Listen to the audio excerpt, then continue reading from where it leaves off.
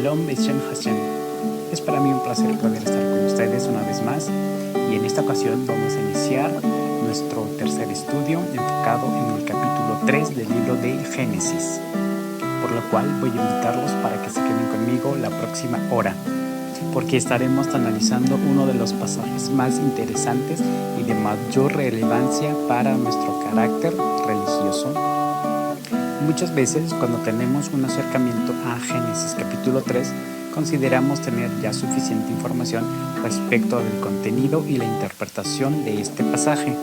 La mayoría de las personas que no llegan a considerarse eruditos en la materia de interpretación bíblica consideran tener una perspectiva y un conocimiento claro acerca de este texto. Aunque en este espacio nuestro enfoque no es dar un valor interpretativo al texto de la Escritura, en esta ocasión traemos un pequeño resumen acerca de cómo se ha interpretado este pasaje a lo largo de la historia y la tradición.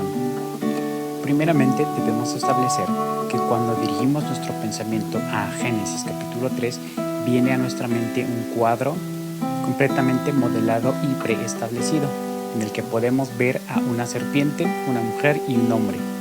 Imaginamos también un árbol y de este árbol un fruto, que será el centro de atención para nosotros.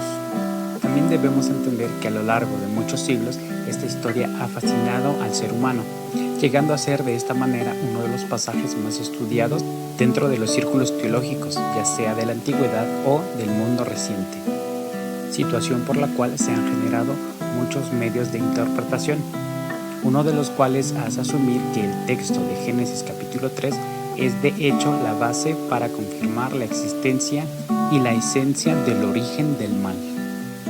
El reflejo de ello lo encontramos en varias obras occidentales, por ejemplo en el Manual de Fundamentos de Teología Pentecostal, en la página 154, en la sección B, en el inciso 1, el cual establece lo siguiente.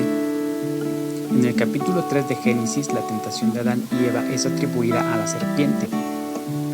El verdadero tentador, sin embargo, fue Satán. La serpiente fue el vehículo que Satanás usó para efectuar la tentación. Aparentemente, Satanás tiene el poder de disfrazarse asumiendo la apariencia de otro ser. El tentador real era Satanás, quien se había previamente rebelado contra Dios. Normalmente, Satanás se disfraza asumiendo la forma de un benefactor o uno capaz de colmar las ambiciones egoístas del hombre. En general, esta es la presunción interpretativa que se tiene acerca de Génesis capítulo 3, pero una pregunta congruente sería, ¿cuál es el origen de este tipo de interpretación? En esta introducción a Génesis capítulo 3 trataremos de responderla. En primer lugar, podemos señalar que este texto, al igual que el contenido encontrado en los textos de la Torá, no requería una interpretación, es decir, tenía un enfoque más pragmático que interpretativo. O dicho de otra manera, la Torá contiene enseñanzas que deben ser llevadas a la práctica más que ser estudiadas o interpretadas. De esto podemos deducir que el enfoque de la Torá es más la praxis, que invita a la acción. Y esto se puede resumir en la sentencia que dice: no lo entiendo, lo practico. En este punto podemos subrayar que el carácter interpretativo de las Escrituras lo encontraremos primeramente en la tradición de los ancianos de Israel. Esta tradición se desarrolló bajo el supuesto de la existencia de dos leyes. La primera se considera la ley escrita y contempla a los escritos que dejó Moisés en lo que nosotros hoy conoceríamos como el Pentateuco o la Torá. La segunda ley o conjunto de leyes sería denominado por los ancianos como la ley oral, y esto incluía todas las tradiciones recopiladas a lo largo de la historia del pueblo judío. Desde el punto de vista ortodoxo, la ley oral se generó de la siguiente manera. Cuando Moisés subió al monte de Sinaí a recibir la ley escrita, recibió en conjunto también la ley oral, y esta a su vez contenía el conjunto de leyes y reglas sobre los cuales tendríamos que interpretar los pasajes de la Torá escrita. Momentos antes de su muerte, Moisés entregó el conocimiento de la Torá oral a Josué, su súbdito. Esta Torá oral pasó de Josué a cada uno de los jueces que gobernaron sobre Israel. Posteriormente, los jueces entregaron esta misma ley a los profetas, hasta llegar al profeta Jeremías. Jeremías entregó el conocimiento de la Torá oral a Baruc, su escriba. Baruc precedió el conocimiento a Esdras y Esdras a todos los hombres de la gran sinagoga, quienes posteriormente serían conocidos como los escribas, encabezados por Shimeón Atzadik o Simón el Justo, quien los entregó a Antígono de Soco, y este a José ben Johanán, y este a José ben Zoézer, y este a Natán. Natán lo entregó a Yosef ben Perquías, y él a Judá hijo de Tabai, quien lo entregó a Simón ben Shotai, y este a Senaías, mismo que lo entregaría a Hilel, uno de los principales sabios, que de hecho llegó a tener una escuela muy numerosa. Hilel entregó este trabajo a su hijo Shimón. Shimeón, hijo de Hilel, aparecería de hecho en las escrituras como el hombre que cargó a Jesús, el que es llamado el Cristo. Este Shimeón, hijo de Hilel, entregaría el conocimiento de la Torá oral a su hijo Gamliel, que aparece como uno de los sabios que fue maestro de Pablo de Tarso. Rab Gamliel entregaría la Torá oral a Simeón, su hijo, y este a Judá Akadosh, su hijo, quien compilaría todos los textos para formar así la Mishnah. Este trabajo se encuentra compilado en dos secciones diferentes.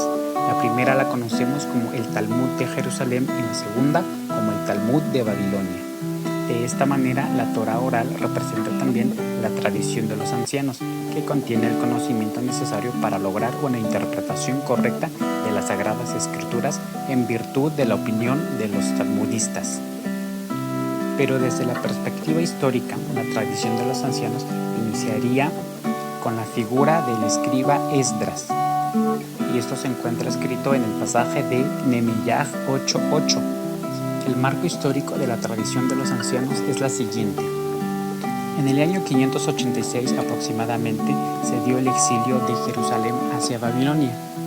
70 años después, aproximadamente en el año 516, los exiliados del pueblo de Israel regresarían a su tierra, teniendo como capitanes a Zorobabel el gobernador, Josué el sumo sacerdote y Ageo y Zacarías los profetas. Estos personajes se encargarían de construir el segundo templo. Casi 50 años después, en el año 457 a.C., el rey persa Artajerjes I dio la orden para restaurar y reconstruir Jerusalén, declarando como superintendente de la obra a Nehemías. Poco tiempo después, y siendo Nehemías gobernador de la región, llega a Jerusalén Ezra, el sacerdote y escriba, quien leía la escritura y daba su interpretación. En este sentido, cuando hablamos de interpretación, nos referimos explícitamente a la traducción del texto hebreo al idioma arameo. Recordemos que durante la estancia del pueblo judío en Babilonia, perdieron muchos de los rasgos de su identidad, pero principalmente su idioma, llegando a adoptar así el arameo como el idioma oficial de los exilios en Babilonia. Esto sugería un problema grave, ya que los textos sagrados de los hebreos estaban escritos en hebreo, y era necesario que alguien actuara como intérprete o traductor para dar a conocer así la verdad de lo que Dios le mandaba a su pueblo. Este era el trabajo que realizaba Esdras. La expresión que encontramos en Nehemías 8:8 acerca del trabajo de Esdras es mefogash.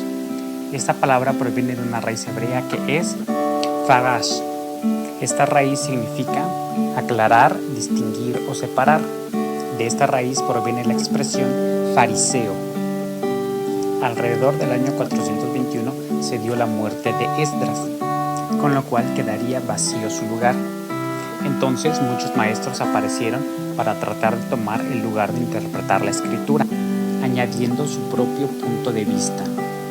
De esta forma se crearía el concepto de Sofer Mahir, o los escribas de la ley, quienes serían los principales responsables del desarrollo del pensamiento judaico. Ellos se encargaban de copiar los escritos sagrados. Al ser eruditos conocedores de la ley, trabajaban también como abogados y rabinos, es decir, eran personas que se dedicaban al estudio, la interpretación y la defensa de las personas de acuerdo a los principios de la ley. Pero la tendencia principal que los escribas tenían era crear sus propias reglas en torno a la ley de Moisés, y ellos generarían el concepto de la tradición de los ancianos o de los antepasados, misma que era transmitida de generación en generación. De estos pensadores surgiría uno de los partidos principales del pensamiento judaico, los fariseos. Por otro lado, el partido de los saduceos o el partido de los sacerdotes estaban en clara oposición a los fariseos. Debemos subrayar que el pensamiento de los saduceos era no aceptar la tradición de los ancianos por considerarla infundada y siendo una clara añadidura a los escritos de Moisés. La manera en la que los escribas reforzaban sus teorías estaba basada en crear historias que atribuían a personajes importantes de la escritura, personajes principales y bien conocidos, como son Abraham, Enoc, Adán, Eva, los patriarcas de Israel y los profetas.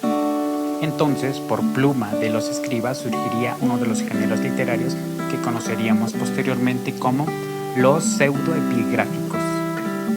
Este género expone doctrinas que no están fundamentadas dentro de la Torá de Moisés, pero al atribuírsele a una persona muy conocida y famosa dentro de los textos, puede considerarse como real dentro de la tradición rabínica.